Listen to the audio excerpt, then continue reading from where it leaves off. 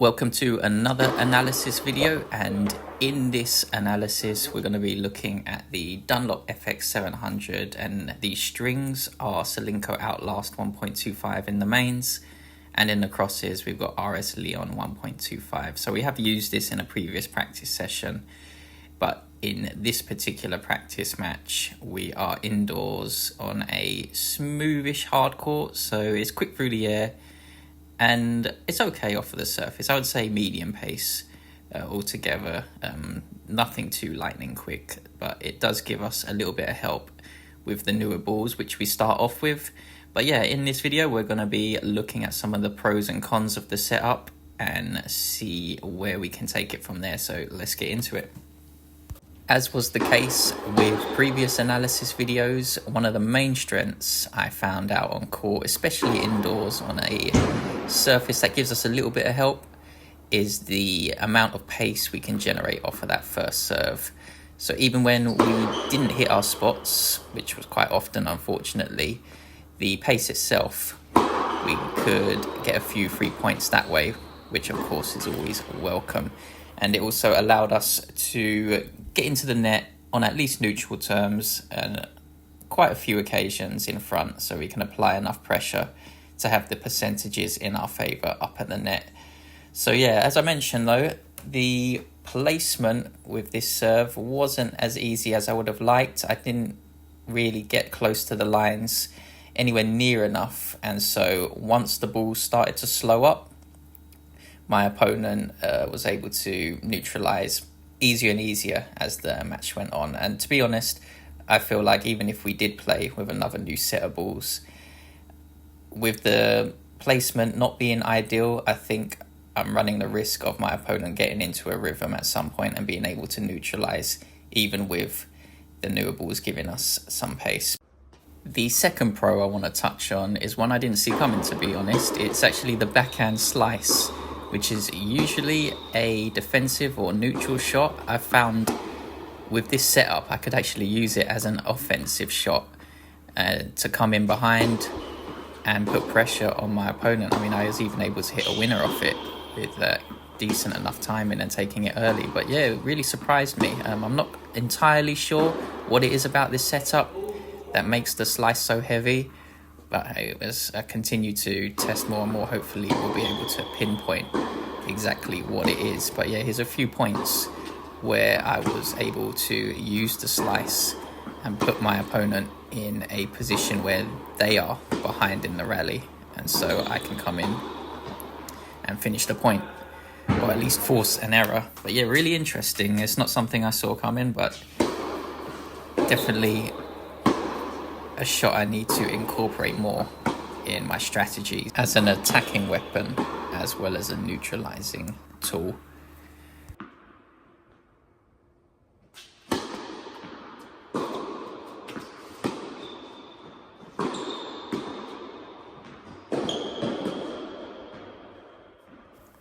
The quicker conditions at the beginning of this practice match allowed me to stay on top of the rally more often than not than when the conditions got a little bit slower. So a couple clips here just to kind of demonstrate how I was able to keep my opponent on the back foot. This wasn't really the norm, in all honesty, even with the newer balls, as my opponent is very skilled at defending and reversing points, but it was easier to stay in front with the newer, quicker balls.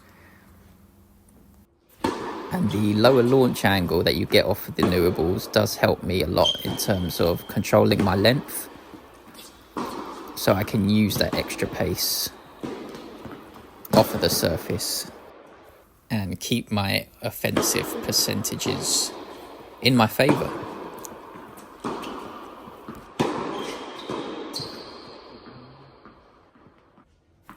Right, onto the major drawback I experienced out on court with this setup, and it was its inability really to be able to reverse the fortunes of a rally, especially when I'm behind. I wasn't able to neutralise or just turn the point around nearly often as much as my opponent. And that was really to be expected, but I expected at least a little bit more in terms of being able to neutralize and maybe steal a few more points. Because of this issue, it does create a lot of pressure again on me to stay in front of the rally, and as the conditions slow up, that becomes more difficult and induces more errors on my part.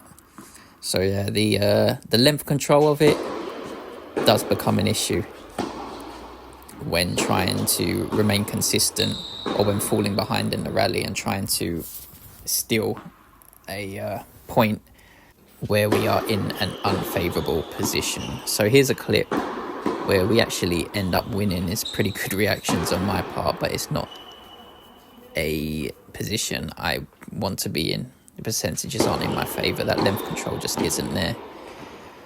It doesn't mean you can't hit good volleys just like that, for example, but it's much more difficult. It's the length control issue off of the ground strokes does bleed into the volleys as well. I mean, that volley there, why is that going, 2 meters long and like 3 or 4 meters above the net? Even if my technique is incorrect, it just shouldn't be an error of that magnitude. And that's something that doesn't fill me with confidence. It also plays on my mind. So where I should be sticking the volley, putting something on it, I'm kind of caressing it deep onto the baseline because I don't have that confidence, and I'm defending at the net when really I should be in a neutral or attacking position. So again, the length control causing consistency issues from the back of the court and not really allowing me to stick the volley when I'm in a position to do so. It's a big weakness.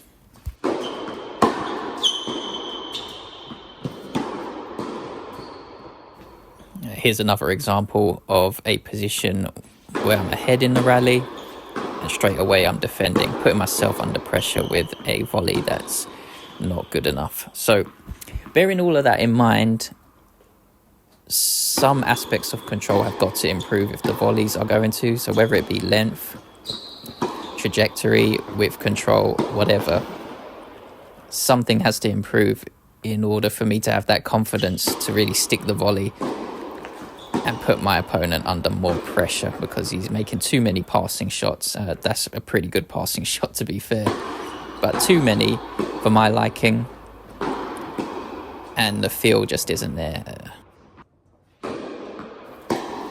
So all in all, a pretty good setup, I thought. Does allow me to execute the game plan that I had in mind before the match, which was to impose my game, come into the net, have the weapons to be able to come into the net. But as the tension dropped a little bit, I lost a little bit of shot speed and spin, and that combined with the ball slowing up as well didn't help. So a combination of the two really slowing conditions down, making it more difficult for me to get into the net and forcing me to play more from the back of the court, which further exposed the kind of consistency issues I have from back there and the problems I have with reversing situations where I'm behind in the rally.